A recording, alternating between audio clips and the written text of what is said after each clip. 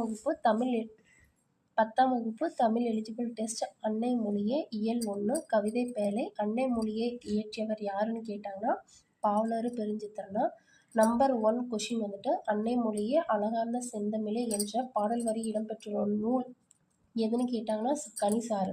கனிசாறு என்ற நூலை இயற்றியவர் பாவலரு பெருஞ்சித்திரனார்.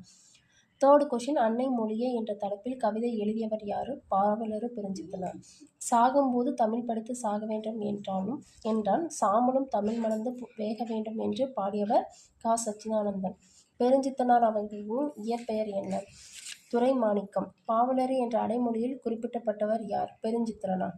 பாவலரு பெருஞ்சித்திரனார் நடத்திய இதழ்கள் யாவை? தென்மொழி, தமிழ் சிட்டு, தமிழ் நிலம். தமிழ் உணர்வை உலகெங்கும் பரப்பியவர் யார்? பாவலரு பெருஞ்சித்திரனார். பெருஞ்சித்திரனாரின் இயற்றிய நூல்கள் யாவை?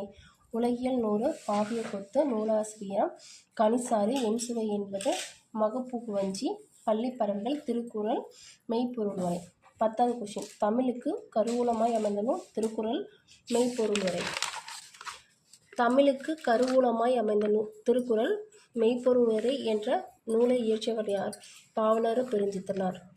யாருடைய பாடல்கள் நாட்டுடைமையாக்கப்பட்டுள்ளன? பெருஞ்சித்திரனார். அன்னை மொழியே என்ற தலைப்பில் பெருஞ்சித்திரனார் எழுதிய கவிதை எந்த நூலில் இடம்பெற்றுள்ளது?